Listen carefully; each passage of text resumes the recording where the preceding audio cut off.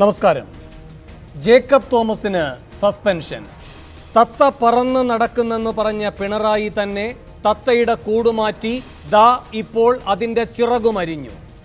അഴിമതി വിരുദ്ധ ദിനത്തിൽ ആഞ്ഞടിച്ചതിനാണ് ജേക്കബ് തോമസിനെ മുഖ്യമന്ത്രി തളച്ചത്. 51 വെട്ടുവെട്ടിയില്ലെങ്കിലും നാവ് പിഴുതെറിഞ്ഞില്ലെങ്കിലും നിശബ്ദനാക്കുമെന്ന് ജേക്കബ് തോമസ് പ്രതികരിച്ചത് ആ ദിനത്തിലാണ്. കൊള്ളേണ്ടിടത്തത് കൊണ്ടു, വീഴേണ്ടയാൾ വീണു. അഴിമതിയോടുള്ള അസഹിഷ്ണുത നയപ്രഖ്യാപനത്തിൽ ഉൾപ്പെടുത്തിയ സർക്കാരായിരുന്നു പിണറായിയുടേത്.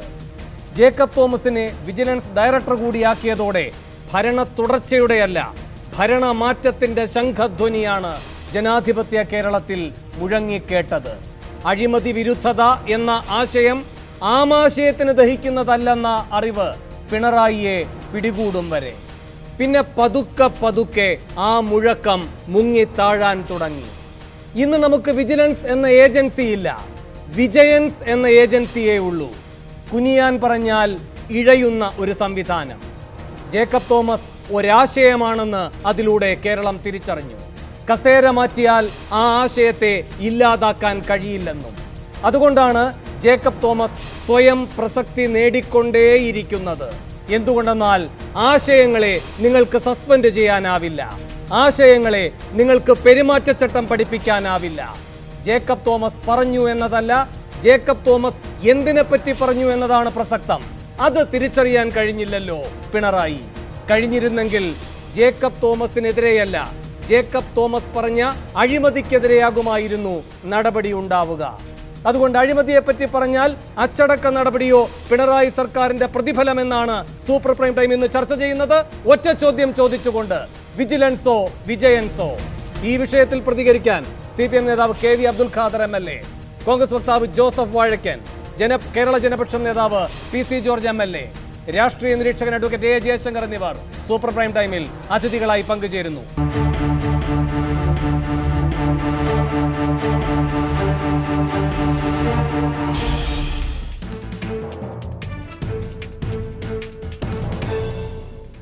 പ്രതികരിച്ചാൽ പടിക്ക് പുറത്തോ എന്നാണ് സൂപ്പർ പ്രൈം ടൈം ആദ്യം ചർച്ച ചെയ്യുന്നത്. അഡ്വക്കേറ്റ് ജയശങ്കർ ഇപ്പോൾ ടെലിഫോൺ ലൈനിൽ. അദ്ദേഹം അതിവേഗം തത്സമയം ഈ ചർച്ചയിൽ പങ്കുചേരുകയും ചെയ്യും. ശ്രീ ജയശങ്കറിലേക്ക് ആദ്യം. അഡ്വക്കേറ്റ് ജയശങ്കർ, എന്ത് കുറ്റമാണ് ജേക്കബ് തോമസ് ചെയ്തത് എന്ന് മാത്രവുമല്ല, രണ്ട് മുന്നണികൾ ഈ വിഷയത്തിലെടുത്ത സമീപനത്തിലെ സമാനത ആരെയും അത്ഭുതപ്പെടുത്തുന്നതല്ലേ? ഇവിടെ ഭരണപക്ഷം അദ്ദേഹത്തെ സസ്പെൻഡ് ചെയ്യുന്നു, പ്രതിപക്ഷ നേതാവ് പറയുകയാണ് രാഷ്ട്രീയ കളിക്ക് നിങ്ങൾ ഇദ്ദേഹത്തെ ഉപയോഗിച്ചു, അതിൻ്റെ ഫലമാണ് നിങ്ങൾ ഇപ്പോൾ അനുഭവിക്കുന്നത് എന്ന് വെച്ചാൽ നാം ഒരുമിച്ചാണ് നീങ്ങേണ്ടിയിരുന്നത്. ഇടയ്ക്കൊരു കരടായി കിടന്ന ഈ വ്യക്തിയെ ഒരു വീണ്ടും വിചാരത്തിന്റെ അടിസ്ഥാനത്തിൽ ഇപ്പോഴെങ്കിലും നീക്കിയല്ലോ, ഇനി നമുക്ക് സൗഹാർദ്ദത്തോടെ പോകാം എന്ന സന്ദേശമാണോ മുഴങ്ങുന്നത്? തീർച്ചയായിട്ടും ആ രീതിയിൽ ഒരു മലയാളിക്ക് ഈ വിഷയത്തെ സമീപിക്കാൻ കഴിയുള്ളൂ. നമുക്കറിയാം, ശ്രീ രമേശ് ചെന്നിത്തല ആഭ്യന്തരമന്ത്രിയും ഉമ്മൻചാണ്ടി മുഖ്യമന്ത്രിയുമായിരുന്ന സമയത്താണ് ഇദ്ദേഹത്തെ വിജിലൻസിന്റെ ADGP ആയിട്ട് കൊണ്ടുവന്നത്. ഇതിനായിട്ടുള്ള ആരോപണം ഉയർന്നു വരുന്നത്. ആ കാര്യത്തിൽ അദ്ദേഹം സ്വീകരിച്ച നിലപാട് അത് ആ മന്ത്രി പ്രബലനായ KM രാജിയിലേക്ക് നയിച്ചു. അത് പിന്നെ UDFന്റെ ശിഥിലമാക്കുന്നതിന് കാരണമായി. ശ്രീ KM മാണിയുടെ സംഘം നടത്തിയ അന്വേഷണത്തിൽ കണ്ടെത്തിയത് ജേക്കബ് തോമസും രമേശ് ചെന്നിത്തലയും മറ്റേ ചില ആളുകളും തമ്മിൽ ഗൂഢാലോചന നടത്തി മാണിയെ കുഴപ്പത്തിലാക്കി എന്ന രീതിയിലുള്ള ഒരു ഫൈൻഡിങ്ങിലാണ് അവർ എത്തിച്ചേർന്നത്. അപ്പോൾ അവർക്ക് ഇദ്ദേഹത്തോട് തീർത്താൽ തീരാത്ത വിരോധവും വിദ്വേഷവും ഉണ്ട് എന്നുള്ള കാര്യം വ്യക്തമാണ്. പിന്നീട് ഇദ്ദേഹത്തെ ആ സ്ഥാനത്ത് നിന്ന് നീക്കി അദ്ദേഹത്തെ പ്രൊമോഷനോട് കൂടിയിട്ട് ഫയർ ADGP ആയിട്ട് മാറ്റി. ആ സന്ദർഭത്തിലാണ് മുസ്ലിം ലീഗുകാർക്ക് അദ്ദേഹം അനഭിഹിതനായത്. കാരണം ഈ ഫയർ NOC ഇല്ലാത്ത സ്ഥാപനങ്ങൾക്ക് അനുവാദം കൊടുക്കാത്ത ഒരു സാഹചര്യം ഉണ്ടായി. അത് വലിയ ദുരന്തത്തിലേക്ക് നയിക്കുമെന്ന് പറയും. ഇപ്പം നഗരാസൂത്രണ വകുപ്പ് ഇദ്ദേഹത്തിന് വളരെ എതിരായി. മഞ്ഞളാംകുടി അലി നിയമസഭയിൽ പറഞ്ഞത് നിങ്ങൾ ഓർമ്മിക്കുന്നുണ്ടാവുമല്ലോ. എന്താണ് അലി പറഞ്ഞത്? ഞാനായിരുന്നു മുഖ്യമന്ത്രിയെങ്കിൽ ഇദ്ദേഹത്തെ ഇന്ന് പിരിച്ചുവിടുമായിരുന്നു എന്നാണ്. പക്ഷെ ദൈവാദിനം കൊണ്ട് അലി മുഖ്യമന്ത്രി ആയില്ല. അതുകൊണ്ട് അദ്ദേഹത്തിന് കുറച്ച് ആളുകളെയൊക്കെ സർവീസിൽ തുടരാൻ കഴിഞ്ഞു. ഈ സർക്കാർ വന്നപ്പോൾ ഇദ്ദേഹത്തെ ഒരു കൊടാലിക്കൈയായിട്ട് ഉപയോഗിക്കാൻ ഉദ്ദേശിച്ചു. അദ്ദേഹത്തെ വെച്ചുകൊണ്ട് പ്രതിപക്ഷ നേതാക്കളൊക്കെ വേട്ടയാടാമെന്ന് വിചാരിച്ചത്. അതിന്റെ ഭാഗമായിട്ടാണ് ബാബുവിന്റെ വീട്ടിൽ മറ്റേ പല ഉദ്യോഗസ്ഥന്മാരൊക്കെ കുഴപ്പത്തിലായി. പക്ഷേ ഇദ്ദേഹം അങ്ങനെ ഇവരുടെ വരുതിക്ക് നിൽക്കുന്ന ആളല്ല, ചൊൽപ്പടിക്ക് നിൽക്കുന്ന ആളല്ല, സ്വതന്ത്രമായ നിലപാടുകളുള്ള ആളാണെന്ന് മനസ്സിലായപ്പോൾ അവർ അദ്ദേഹത്തെ കരുവേപ്പില പോലെ, PS അച്യുതാനന്ദനെ പോലെ എന്ന് പറയാൻ കൂടുതൽ ശരി, അദ്ദേഹത്തെ VS അച്യുതാനന്ദനെ പോലെ ഒഴിവാക്കുകയാണ് ചെയ്തത്. പിന്നെ അദ്ദേഹത്തെ IMG വെച്ചു. പിന്നെ ഇപ്പോൾ അദ്ദേഹത്തെ സസ്പെൻഡ് ചെയ്യാൻ ചെയ്തിരിക്കുന്നത്. ഇത് സംഗതി ഇത്രേ ഉള്ളൂ. ഈ UDF LDF കൂടിയുള്ള ഒരു കറക്ക് കമ്പനിയാണ്, ഒരു തട്ടിപ്പ് കമ്പനിയാണ് കേരള രാഷ്ട്രീയം. അതിന്റെ പല ഇരകളിൽ ഒരു ഇര മാത്രമാണ് ജേക്കബ് തോമസ്. ഇവിടെ നമ്മുടെ മുമ്പിൽ സെൻകുമാറുണ്ട്, ആദില അബ്ദുള്ള എന്ന് പറഞ്ഞ സത്യസന്ധയായ ഫോർട്ട് കൊച്ചിയിലെ RDO ആയിരുന്ന IAS ഉദ്യോഗസ്ഥരുണ്ട്, ശ്രീറാം വെങ്കട്ടരാമനുണ്ട്. ഇവർക്കൊക്കെ അനുഭവിക്കുന്ന തിക്താനുഭവങ്ങളുടെ. ശരി, ഞാൻ താങ്കളിലേക്ക് തിരികെ എത്താം. താങ്കൾ അല്പസമയത്തിനകം തത്സമയം പങ്കുചേരുമെന്ന് ഞാൻ പ്രതീക്ഷിക്കുകയും ചെയ്യുകയാണ്. ശ്രീ ജോസഫ് വാഴക്കൻ, TP സെൻകുമാറിന്റെ കാര്യത്തിൽ ഈ സർക്കാർ എടുത്ത സമീപനത്തെ നിങ്ങൾ ശക്തമായി എതിർക്കുകയുണ്ടായി. അതിൻ്റെ കാരണം അതിലെ രാഷ്ട്രീയ മുനകൾ തന്നെയായിരുന്നു. TP സെൻകുമാറിനെ നിങ്ങളുടെ ആളായി മാത്രമേ പിണറായി വിജയൻ കണ്ടിട്ടുള്ളൂ. അപ്പോൾ ശക്തമായ സംരക്ഷണം എന്ന നിലയിൽ ഈ സർക്കാരിൻ്റെ രാഷ്ട്രീയ പകപോക്കൽ നിങ്ങൾക്കെതിരെ അതിൽ ഒരു കരുവാക്കി സെൻകുമാറിനെ ഉപയോഗിക്കുന്നു എന്ന നിലയിലൊക്കെ നിങ്ങൾ വലിയ ഒച്ചപ്പാടുണ്ടാക്കി. എന്നാൽ ജേക്കബ് തോമസിന്റെ കാര്യം വരുമ്പോൾ നിങ്ങളുടെ തനിനിറവും വ്യക്തമാവുകയാണ്. അഡ്വക്കേറ്റ് ജയശങ്കർ പറഞ്ഞതുപോലെ ഇരുവരും ചേർന്നുള്ളൊരു കറക്ക് കമ്പനി, ലാഭം മാത്രമാണ് ഉദ്ദേശം, നഷ്ടത്തിന്റെ കണക്ക് പറയുന്ന ഒരു വ്യക്തി ഇവിടെ വേണ്ട. അതുകൊണ്ടാണ് ഇന്ന് വളരെ താല്പര്യപൂർവ്വം പിണറായി വിജയൻ ഒരു വീണ്ടും വിചാരം വന്നതിലെ സന്തോഷം ഭംഗ്യന്തരേണ മറച്ചു വെച്ചുകൊണ്ട് രമേശ് ചെന്നിത്തല പറഞ്ഞത് ഇത് രാഷ്ട്രീയമായി ദുരുപയോഗിച്ചതിന് കൊടുക്കേണ്ടി വന്ന വിലയാണ് എന്ന്.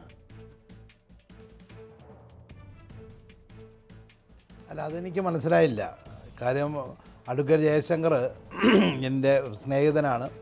അദ്ദേഹം അങ്ങനെ കൂട്ടുകമ്പനിയാണ്, കറക്ക് കമ്പനിയാണെന്ന് പറഞ്ഞു. ഞങ്ങളുടെ കാലത്ത് ഞങ്ങൾ ജേക്കബ് തോമസിനെതിരെ ഒന്നും നടപടി എടുത്തിട്ടില്ല. ജേക്കബ് തോമസ് ഇതിനേക്കാൾ മോശപ്പെട്ട വാക്കുകൾ അന്ന് ഉപയോഗിച്ചിട്ടുണ്ട്. അന്ന് മുഖ്യമന്ത്രിക്കെതിരെ കേസ് കൊടുക്കാനുള്ള ശ്രമം നടത്തി. അദ്ദേഹം ടേപ്പുമായിട്ട് വന്നു. മുഖ്യമന്ത്രിക്കെതിരെ പിന്നെ അന്ന് അദ്ദേഹം ആക്ഷേപങ്ങൾ പറഞ്ഞു. പക്ഷെ ഞങ്ങളൊന്നും ആരെയും നടപടി എടുത്തിട്ടില്ല. ഞങ്ങൾ ഒരു ഉദ്യോഗസ്ഥനെയും ശ്രീ ജോസഫ് നിങ്ങളുടെ വിശാലമായ ജനാധിപത്യ ബോധമല്ല, നടപടി എടുത്തിട്ടില്ല. അല്ല, നിങ്ങളുടെ വിശാലമായ ജനാധിപത്യ ബോധമല്ല. കാരണം അന്ന് മുഖ്യമന്ത്രിയായിരുന്നു ഉമ്മൻചാണ്ടി പറഞ്ഞു ഞാൻ കൈകാര്യം ചെയ്തോളാമെന്ന് ഒരു മന്ത്രിസഭാ യോഗ തീരുമാനങ്ങൾ വിശദീകരിക്കുന്നതിനിടെ. പക്ഷെ അദ്ദേഹത്തിന് കൈകാര്യം ചെയ്യാൻ കഴിഞ്ഞില്ല. ജനം അദ്ദേഹത്തെ പിന്നീട് കൈകാര്യം ചെയ്തതും നമ്മുടെ അനുഭവമാണ്. എന്ന് വെച്ചാൽ അത്രമാത്രം ജനരോഷമുണ്ടായിരുന്നു. ആ ജനരോഷത്തിന്റെ ചൂടടിക്കുന്നത് കൊണ്ടാണ് നിങ്ങൾക്ക് ജേക്കബ് തോമസിനെതിരെ ഒന്നും ചെയ്യാൻ കഴിയാതിരുന്നത്. കാരണം ജേക്കബ് തോമസിനെതിരെ നീങ്ങുകയാണെങ്കിൽ അത് ജനവിരുദ്ധമാകുമായിരുന്നു. അത് നിങ്ങൾ ഭരണപക്ഷത്തിരിക്കുമ്പോഴുള്ള ഒരു പ്രതിസന്ധിയല്ല. ഈ സർക്കാർ അധികാരത്തിൽ, പിണറായി അധികാരത്തിലിരിക്കുമ്പോഴും സമാനമായ പ്രതിസന്ധി അദ്ദേഹം നേരിടുന്നുവെങ്കിൽ ശ്രീ ജയശങ്കർ പറഞ്ഞതുപോലെ ഇത് കറക്ക് കമ്പനിയായിരുന്നു. എൻ്റെ വേണു, ഒരു കറക്ക് കമ്പനിയല്ല. ജേക്കബ് തോമസ് ഞങ്ങൾ തന്നെയാണ് അദ്ദേഹത്തെ ആരും ഒരു നല്ല വേഷമിടിച്ച് കേരളത്തിലെ പോലീസിലെ സർവീസിൽ അദ്ദേഹത്തിന് ഒരു ജോലിയും കൊടുത്തിട്ടില്ല. ഐക്യ ജനാധിപത്യ മുന്നണി രമേശ് ചെന്നിത്തല ആഭ്യന്തരമന്ത്രി ആയിരിക്കുമ്പോൾ അദ്ദേഹത്തെ വിജിലൻസിൽ കൊണ്ടുവന്നിട്ടുള്ളത്, അദ്ദേഹത്തിന് പ്രധാനപ്പെട്ട ചുമതലകൾ കൊടുത്തിട്ടുള്ളത്. പക്ഷേ അദ്ദേഹം വിജിലൻസിൽ നിന്ന് ADGP ആയി പ്രൊമോഷനോടുകൂടിയാണ് ഫയറിലേക്ക് പോയത്. അന്ന് അന്ന് DGP ആയിട്ട് വിൻസെൻ്റ് എംപോൾ ഉണ്ടായിരുന്നു. അപ്പോൾ വിൻസെൻ്റ് എംപോളിനെ മാറ്റി അദ്ദേഹത്തെ നിയമിക്കാൻ കഴിയില്ല. ആ സമയത്താണ് അദ്ദേഹം ഫയറിലേക്ക് പോയത്. ഫയർ എന്ന് പറഞ്ഞാൽ മോശപ്പെട്ട സ്ഥലമൊന്നുമല്ല. ഫയർ ആൻഡ് റെസ്ക്യൂവിലാണ് ഇന്നിപ്പോൾ പിണറായി വിജയൻ്റെ ഏറ്റവും പ്രിയപ്പെട്ടവനായ തച്ചങ്കരിയെ പോസ്റ്റ് ചെയ്തിരിക്കുന്ന സ്ഥലമാണ്. അതുകൊണ്ട് ഏറ്റവും പ്രധാനപ്പെട്ട ഒരു പോസ്റ്റ് തന്നെയാണ്. അദ്ദേഹം അവിടെ ഇരുന്നു കൊണ്ട് ചില നടപടികൾ സ്വീകരിച്ചു. അതിനകത്ത് ജനവിരുദ്ധമായ ചില കാര്യങ്ങളുണ്ടായിരുന്നു. കാരണം വലിയ പ്രശ്നങ്ങൾ. കാരണം ഈ ഫ്ലാറ്റുകൾ എന്ന് പറഞ്ഞാൽ മുതലാളിമാരുടെ അല്ല, അനേകായിരം ആളുകൾ അവിടെ പൈസ മുടക്കി ഫ്ലാറ്റുകൾ കയറി താമസിക്കാൻ വന്നപ്പോൾ അവിടെയൊക്കെ അതിൽ താമസിക്കാൻ ഫ്ലാറ്റുകൾ വാങ്ങാനുള്ള പണം ചിലവാക്കി എന്നതുകൊണ്ട് അതൊരു സാധാരണ പ്രശ്നമായി അവതരിപ്പിക്കരുത്. ബാക്കി മുഴുവൻ നിർമ്മാണ നടപടികളും ഈ ബിൽഡറാണല്ലോ നടത്തുന്നത്. നഗ്നമായ നിയമലംഘനം അല്ലല്ല, ഇത് പാവപ്പെട്ടവരുടെ കഥനകഥയാക്കി മാറ്റുന്നതും ഈ ബിൽഡർമാരുടെ നഗ്നമായ നിയമലംഘനങ്ങൾക്ക് മുൻകാല പ്രാബല്യം കിട്ടാനുള്ള ലൈസൻസ് മാത്രമാണ്. അതൊക്കെ വേണുവിന് തോന്നുന്നതാ. വേണു ഒരു ഫ്ലാറ്റ് വാങ്ങാനായിട്ട്, ഞാനൊരു കാര്യം പറയട്ടെ, ഒരു ഫ്ലാറ്റ് വാങ്ങാനായിട്ട് നിങ്ങൾ എവർക്കെങ്കിലും അഡ്വാൻസ് കൊടുത്തിട്ടുണ്ടെങ്കിൽ കേരളത്തിലെ എല്ലാ ഫ്ലാറ്റുകാരും ഈ സാധാരണക്കാരൻ്റെ കയ്യിൽ നിന്ന് ഒരു ഫ്ലാറ്റ് വാങ്ങും. ഭൂമി സ്ഥലമില്ലാത്തതുകൊണ്ടാണ് ഫ്ലാറ്റ് വാങ്ങുന്നത്. എന്റെ ചോദ്യം ഫ്ലാറ്റ് വാങ്ങുന്നവന്റെ സാധാരണക്കാരുടെ സങ്കടം പറയുമ്പോൾ സാധാരണക്കാരെ സങ്കടത്തിൽ ആഴ്ത്തിയ ബിൽഡർമാരുടെ പരിരക്ഷയാണ്. ആ നിലയിൽ നിങ്ങൾ അന്ന് ഈ ജേക്കബ് തോമസിനെതിരെ നീങ്ങിയപ്പോൾ പ്രമുഖമായി കണ്ടത് അതാണ് പ്രശ്നം. അല്ല, നമുക്കിപ്പോ ഫയർ ആൻഡ് റെസ്ക്യൂവിന്റെ കാര്യത്തിലേക്കല്ല പോകേണ്ടത്. ചോദ്യം എന്തുകൊണ്ട് ജേക്കബ് തോമസിനെ പിണറായി വിജയൻ രാഷ്ട്രീയമായി ദുരുപയോഗം ചെയ്തെന്നും ഇപ്പൊ വീണ്ടും വിചാരം വന്നല്ലോ ഇനി എല്ലാം ഭംഗിയായി മുന്നോട്ട് പോകുമെന്ന നിലപാട് നിങ്ങൾ എടുത്തിരിക്കുന്നു.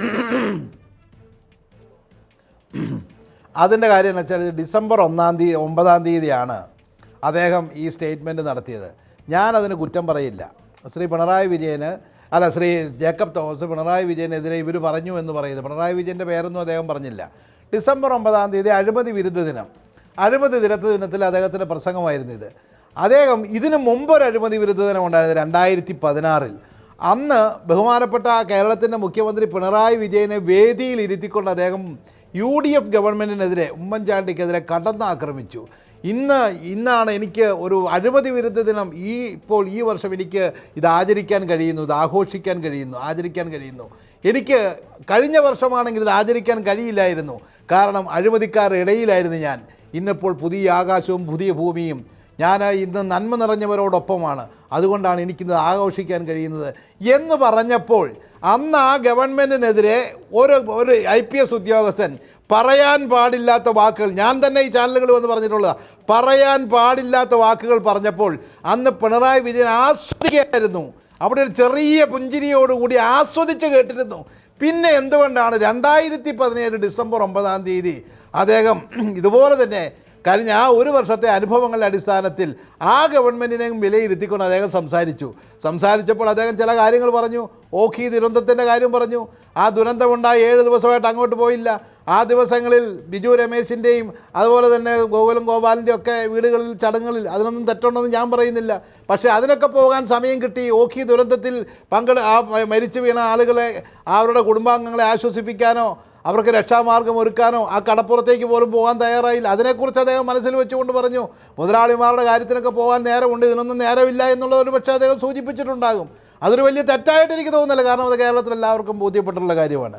അതുപോലെ 51 വെട്ടുന്ന കാര്യം പറഞ്ഞു, അതും മാർക്സിസ്റ്റ് പാർട്ടിക്ക് കൊള്ളും, കാരണം അവരാണ് TP ചന്ദ്രശേഖരനെ വെട്ടിക്കൊന്നത്. അപ്പോൾ സ്വാഭാവികമായിട്ടും അതും പിണറായി വിജയനിട്ട് ഡയറക്റ്റായിട്ട് ഹിറ്റ് ചെയ്യുന്ന പോലെ തോന്നിയിട്ടുണ്ടാകും. അദ്ദേഹം ആ ഒരു വർഷത്തെ കുറേ സത്യങ്ങൾ പറഞ്ഞു. അപ്പോൾ തലേ വർഷം ഇതിരുന്ന് ആസ്വദിച്ച പിണറായി വിജയൻ പിന്നത്തെ വർഷം ഇദ്ദേഹത്തെ സസ്പെൻഡ് ചെയ്തതിലെ വൈരുദ്ധ്യമാണ് ഞങ്ങൾ പറഞ്ഞിട്ടുള്ളത്. ഇദ്ദേഹം എല്ലാ കാര്യങ്ങളും ശരിയായി നന്നായി സമർത്ഥിച്ചു. ഞാൻ താങ്കളിലേക്ക് തിരികെ എത്താം. ശ്രീ PC ജോർജിന് നേരത്തെ പോകേണ്ടതുണ്ട്, എങ്കിലും ഞാനൊന്ന് ശ്രീ KV അബ്ദുൽ ഖാദറിലേക്ക് വന്നതിന് ശേഷം അങ്ങയിലേക്ക് വരാം. ശ്രീ KV അബ്ദുൽ ഖാദർ MLA, ഇവിടെ നിങ്ങൾ എന്തടിസ്ഥാനത്തിലാണ് ഈ ജേക്കബ് തോമസിനെ സസ്പെൻഡ് ചെയ്തത്? അല്ല, നമ്മുടെ നാട്ടിലൊരു സിവിൽ സർവീസ് റൂളുണ്ട്, ഒരു ചട്ടമുണ്ട്. ആ ചട്ടമനുസരിച്ച് പ്രവർത്തിക്കാൻ ജേക്കബ് തോമസ് ആണെങ്കിലും മറ്റാരാണെങ്കിലും ബാധ്യസ്ഥമാണ്. ഞാൻ അഴിമതി വിരുദ്ധനാണ് എന്ന് പ്രഖ്യാപിച്ചുകൊണ്ട് ഒരു സർക്കാരിൻ്റെ നയത്തെ പരസ്യമായി വിമർശിക്കാൻ ഒരു ഉദ്യോഗസ്ഥനും അധികാരമില്ല. പിന്നെ നിലപാടിൽ നിന്ന് വ്യത്യസ്തമായിട്ട് അദ്ദേഹം പോലീസ് ഉദ്യോഗസ്ഥനാണ്, ഇപ്പോഴും IPS ഉദ്യോഗസ്ഥനാണ്. അദ്ദേഹം IPS ഉദ്യോഗസ്ഥനായിരിക്കുന്ന ഒരു സംസ്ഥാനത്ത് ഒരു അധികാരം കൈയാളുന്ന പദവിയിലുള്ള ഒരാൾ ഒരു ഗവൺമെൻറ്റിനെ പരസ്യമായി വിമർശിക്കുന്നു. ഒരാളെ അതിനനുവദിച്ചാൽ ഗവൺമെന്റിൽ നാളെ ആർക്കും എങ്ങനെയും പറയാം. ശരി, ഞാൻ ഒരു കാര്യം അങ്ങയുടെ ശ്രദ്ധയിൽ കൊണ്ടുവരാം. ശ്രീ KV അബ്ദുൽ ഖാദർ MLA, നിങ്ങൾ പ്രതിപക്ഷത്തിരിക്കുമ്പോഴും ഒരു സർക്കാരുണ്ട്, ആ സർക്കാരിൻ്റെ കാലത്തും ഈ സർവീസ് ചട്ടങ്ങളുണ്ട്. അപ്പോൾ ആ സർവീസ് ചട്ടങ്ങൾ ആ കാലത്തെ ഭരണത്തിലിരിക്കുന്ന സർക്കാരിൻ്റെ കീഴിലുള്ള ഉദ്യോഗസ്ഥർ പാലിക്കേണ്ടതുമാണ്, അല്ലെങ്കിൽ ആ സർക്കാർ ആകമാനം താറുമാറായി പോകും. അതെന്തായാലും സുസ്ഥിരമായൊരു ഭരണ സംവിധാനത്തിന് ചേർന്നതല്ല. പ്രതിപക്ഷത്തിരിക്കുന്ന നിങ്ങളും അതിൻ്റെ പരിരക്ഷ എന്ന ഉത്തരവാദിത്തം ഏറ്റെടുത്തിരിക്കുന്നവരാണ്. അങ്ങനെയെങ്കിൽ നിങ്ങൾ ഏറ്റവും ശക്തമായി ഉയർത്തിയ ബാർ കോഴ കേസിൽ SP സുകേശൻ ഇതേപോലെ തന്നെ സർവീസ് ചട്ടങ്ങൾ സ്വാഭാവികമായും പിന്തുടരേണ്ട വ്യക്തി, അദ്ദേഹം നഗ്നമായ അഴിമതിക്ക് കുടപിടിക്കാനുള്ള സമ്മർദ്ദം വരുന്നു, അന്വേഷണം അട്ടിമറിക്കാൻ തനിക്ക് മേൽ സമ്മർദ്ദം വരുന്നു, ആത്മഹത്യയെപ്പറ്റി പോലും ആലോചിച്ചു എന്നൊക്കെ കാര്യങ്ങൾ പറഞ്ഞപ്പോഴോ, അതൊക്കെ നിങ്ങൾ വലിയ രാഷ്ട്രീയ ആയുധമാക്കിയപ്പോഴോ, അപ്പോൾ ഈ സർവീസ് ചട്ടമൊക്കെ മറന്നുപോയിരുന്നോ? അല്ല, സുകേശൻ അങ്ങനെ പറഞ്ഞോ ഇല്ലയോ എന്നതിനപ്പുറം ഇന്ന് പിന്നെ പോലീസ് അധികാര പദവിയിലുള്ള ഒരാൾ അദ്ദേഹം ഏതെങ്കിലും അന്വേഷണത്തെ ഈ ഗവൺമെന്റ് തടസ്സപ്പെടുത്തി എന്ന് പറഞ്ഞില്ല. അദ്ദേഹത്തിന്റെ ചുമതലാ നിർവഹണത്തെ പിണറായി വിജയൻ നയിക്കുന്ന ഗവൺമെന്റ് തടസ്സപ്പെടുത്തി എന്നാൽ അദ്ദേഹം അഴിമതിയെ സംബന്ധിച്ച പ്രതികരണം വകുപ്പുകളുടെ അടിസ്ഥാനത്തിൽ നിശ്ചയിക്കേണ്ടതല്ല. ശ്രീ KV അബ്ദുൽ ഖാദർ MLA, അന്ന് സുകേശൻ പറഞ്ഞ ഒരു കേസ്, സുകേശൻ അന്വേഷണ ഉദ്യോഗസ്ഥനായ ഒരു കേസ്, ഒരു നിമിഷം സാർ, അതൊരു അന്വേഷണ ഉദ്യോഗസ്ഥന്റെ ധർമ്മസങ്കടം എന്ന നിലയ്ക്കല്ല നാം കണ്ടത്. അഴിമതി എന്നത് ഏതൊക്കെ തരത്തിലൊരു ഭരണ സംവിധാനത്തെ ദുഷിപ്പിച്ചിരിക്കുന്നു എന്ന ജനാധിപത്യത്തിന് നേർക്കുള്ള വെല്ലുവിളി അതാണ് ജനം അന്ന് അത്ര ഗൗരവത്തോടെ ആ വിഷയം ഏറ്റെടുക്കാൻ കാരണം. അതുകൊണ്ടാണ് നിങ്ങളും അത് ഏറ്റെടുത്തപ്പോൾ അതിൽ അനുചിതത്വമൊന്നും ഞങ്ങളും മാധ്യമങ്ങളും അന്ന് കാണാതെ നിങ്ങൾക്കൊപ്പം നിന്നത്. Shri K V Abdul Khader MLA. അല്ല, ഞാൻ പറഞ്ഞു വരുന്നത് ജേക്കബ് തോമസ് എന്ന് പറയുന്ന IPS ഉദ്യോഗസ്ഥൻ, ഇദ്ദേഹം സംസാരിച്ച, നമ്മളെല്ലാം ക്ലിപ്പിംഗ് കണ്ടതാണ്, എല്ലാ മാധ്യമങ്ങളും കാണിച്ചതാണ്. അദ്ദേഹത്തെ ഏതെങ്കിലും തരത്തിലുള്ള അന്വേഷണത്തിൽ നിന്ന് പിണറായി വിജയൻ്റെ ഗവൺമെൻറ് വിലക്കി എന്ന് അദ്ദേഹം പറഞ്ഞില്ല. സുകേഷൻ പറഞ്ഞ മറ്റൊരു രീതിയിലാണ്. ഇവിടെ ക്രമസമാധാനം തകർന്നു എന്നൊരു പോലീസ് ഉദ്യോഗസ്ഥൻ പരസ്യമായി പറയുന്നത് എങ്ങനെയാണ് ഗവൺമെൻറ് അംഗീകരിക്കാൻ കഴിയുക? ഓഖി ദുരന്തവുമായി ബന്ധപ്പെട്ട് അദ്ദേഹം പറഞ്ഞ കാര്യങ്ങൾ സർക്കാർ നടപടികളെ സംബന്ധിച്ചുള്ള അജ്ഞതയല്ല വിഷയം. അപ്പോൾ അരാജകത്വപൂർണ്ണമായിട്ടുള്ളൊരു നിലപാടുണ്ടാക്കാൻ ഒരു ഗവൺമെൻറ്റും അനുമതി നൽകില്ല. ഇവിടെ ജേക്കബ് തോമസ് എന്ന് പറയുന്ന പോലീസ് ഉദ്യോഗസ്ഥൻ, അദ്ദേഹം വിജിലൻസിലുള്ള ഘട്ടത്തിൽ അദ്ദേഹത്തിന് 1 വർഷം LDF ഗവൺമെൻറ് അധികാരത്തിൽ വന്നിട്ട് ഈ കാര്യങ്ങളെല്ലാം അന്വേഷിക്കാൻ, അദ്ദേഹത്തിന് നേരത്തെ ചൂണ്ടിക്കാണിച്ച കാര്യങ്ങളൊക്കെ അന്വേഷിക്കാൻ എത്ര സമയം നൽകി? ഇവിടെ ശ്രീ രമേശ് ചെന്നിത്തലയും ശ്രീ ജോസഫ് വാഴക്കനും ഉൾപ്പെടെയുള്ള പ്രതിപക്ഷ നേതാക്കൾ ശ്രീ ജേക്കബ് തോമസിനെതിരായിട്ട് എന്തെല്ലാം ആക്ഷേപങ്ങൾ നിയമസഭയ്ക്കകത്ത് ഉന്നയിച്ചു? മാധ്യമങ്ങൾ തന്നെ ആ ഘട്ടത്തിൽ മുഖ്യമന്ത്രി ഉമ്മൻചാണ്ടിക്ക് ചെയ്യാൻ കഴിയാതിരുന്നതുപോലെ നിങ്ങൾക്കും ജേക്കബ് തോമസിനെ ചെയ്യാൻ കഴിയുമായിരുന്നില്ല. അതുകൊണ്ടാണ് കോടതിയുടെ പരാമർശത്തിന്റെ മറവിൽ നിങ്ങൾ അത് നിർവഹിച്ചത്. അല്ല, അതിനു മുൻപ് വരെ നിങ്ങളെ സംബന്ധിച്ച് എടുത്തുയർത്തിക്കാട്ടാൻ കഴിയുന്ന അഴിമതി വിരുദ്ധതയുടെ മുഖമായി ജേക്കബ് തോമസ്, അത് നിങ്ങൾ നൽകിയ രാഷ്ട്രീയ സംഭാവനയല്ല കേരളത്തിന്, നിങ്ങൾ നൽകിയ ഭരണതലത്തിലുള്ള സംഭാവനയല്ല കേരളത്തിന്. അതൊരു പൊതുബോധത്തിന്റെ പ്രതീകമായി സ്വയം, അന്നും ഈ സർവീസ് ചട്ടങ്ങളൊക്കെ ഉണ്ടല്ലോ, അതിനെ മറികടന്ന് ഒരു വ്യക്തിക്ക്, ഒരു ജനതയാണ് ഏറ്റവും പരമാധികാരി എന്ന നിലയിൽ അവരോട് ഐക്യപ്പെടാൻ കഴിഞ്ഞതുകൊണ്ടാണ്. അത് ഒരു വലിയ വിലമതിപ്പ് കിട്ടുന്ന ഒരു സാന്നിധ്യമാണ് ശ്രീ കെ വി അബ്ദുൽ ഖാദർ. നിങ്ങൾക്ക് അതുകൊണ്ടാണ് ഒന്നും ചെയ്യാൻ കഴിയാതെ പോയത്. ഞാൻ താങ്കളിലേക്ക് തിരികെ എത്താം. ശ്രീ PC ജോർജ് MLA, ഇവിടെ ശ്രീ ജോസഫ് വാഴക്കൻ പറയുന്നു, ഞങ്ങൾക്ക് വല്ലാത്ത ഔദാര്യമുള്ളതുകൊണ്ട് ഞങ്ങൾ നല്ല വേഷം എടുത്തു കൊടുത്തു ജേക്കബ് തോമസിന്, അതുകൊണ്ട് ജേക്കബ് തോമസ് അത് ഇട്ടു, ഞങ്ങൾ ഒരു തവണ പോലും അദ്ദേഹത്തെ അവിടെ നിന്ന് മാറ്റിയില്ല. ഇവിടെ K V Abdul Khader MLA പറയുന്നു, ഞങ്ങൾ അതിനേക്കാൾ എത്രയോ വിശാല മനസ്കരാണ്, ഈ പറയുന്ന പ്രധാനപ്പെട്ട അധികാരം ഞങ്ങൾ കൊടുത്തില്ലേ, ഞങ്ങൾ 1 വർഷം കൊടുത്തില്ലേ, ഞങ്ങൾ ഏതെങ്കിലും തരത്തിൽ അന്വേഷണം നടക്കുമ്പോൾ അദ്ദേഹത്തെ തടസ്സപ്പെടുത്തിയിട്ടുണ്ടോ? അപ്പോൾ ചുരുക്കത്തിൽ ഇരുപക്ഷവും ജേക്കബ് തോമസ് എന്ന് പറയുന്ന വ്യക്തിയെ ഒരു തരത്തിലും വേട്ടയാടിയിട്ടില്ല, വളരാൻ അനുവദിച്ചിട്ടേ ഉള്ളൂ എന്ന രാഷ്ട്രീയ അവകാശവാദമാണ് നടത്തുന്നത്. പക്ഷെ നടപടി എടുക്കുമ്പോൾ രണ്ടുപേരും ഒന്നിച്ചാണ്. ഇതെന്താണ് ഈ വൈചിത്രത്തിന് കാരണം? Shri PC George MLA.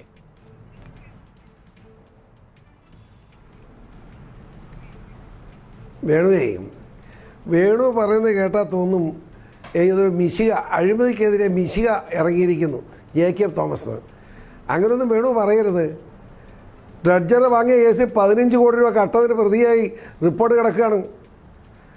കർണാടകയിൽ പോയി എസ്റ്റേറ്റ് മേടിച്ചതിന് പ്രതിസ്ഥാനത്ത് നിൽക്കണമെന്ന് പറഞ്ഞ് റിപ്പോർട്ട് കിട്ടിയിരിക്കുകയാണ്. അതെല്ലാം 1 കൊല്ലം മുമ്പ് കിട്ടിയത് പൂഴ്ത്തി വെച്ചിട്ടാണ് പിണറായി വിജയൻ ഇയാളെ ചുമന്നുകൊണ്ട് നടന്നത്. ഒരിക്കലും ഒരു ഉദ്യോഗസ്ഥനെ, അത് IAS ആകട്ടെ, IPS ആകട്ടെ, അതല്ലെങ്കിൽ മറ്റു ഉദ്യോഗസ്ഥന്മാരാകട്ടെ, പരിധിക്കപ്പുറത്ത് പ്രീണിപ്പിച്ചാൽ, സുഖിപ്പിച്ച് നടന്നാൽ ഇങ്ങനെ ശിക്ഷ മേടിക്കുന്നതിന് തെളിവാണ് പിണറായി ഇപ്പോൾ അനുഭവിക്കുന്നത്. ഇയാൾ അഴിമതിക്കെതിരെ ശബ്ദിക്കുന്നതിന് അർത്ഥമില്ല, അഴിമതിക്കെതിരെ മിണ്ടാനൊക്കെ അവകാശമില്ല. ഒരു സർവീസ് നിയമങ്ങൾ പാലിക്കാതെ ഒരു ഉദ്യോഗസ്ഥൻ ഇത്രമാത്രം, ഞാൻ വേണുവല്ല ആര് പറഞ്ഞാലും തർക്കിക്കും. ഇയാളെ സസ്പെൻഡ് ചെയ്ത് 12 മാസത്തിന് മുമ്പ് സസ്പെൻഡ് ചെയ്യേണ്ടതായിരുന്നു. അയാളെ സസ്പെൻഡ് ചെയ്ത് എൻക്വയറി നടത്തി ജയിലിൽ കോടതിക്ക് മുമ്പിൽ കൊണ്ടുവരാൻ ബാധ്യസ്ഥപ്പെട്ട പിണറായി 12 മാസം ഇയാളെ രക്ഷിച്ചു. ആ രക്ഷിച്ചതിന് ദൈവം തമ്പുരാൻ കൊടുത്ത ശിക്ഷയാണ് ഇപ്പോൾ പാല് കൊടുത്ത് കൈക്കിട്ട് കടിക്കുക.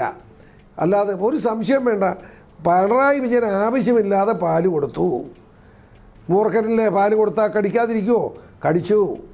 ഞാൻ ചോദിക്കട്ടെ,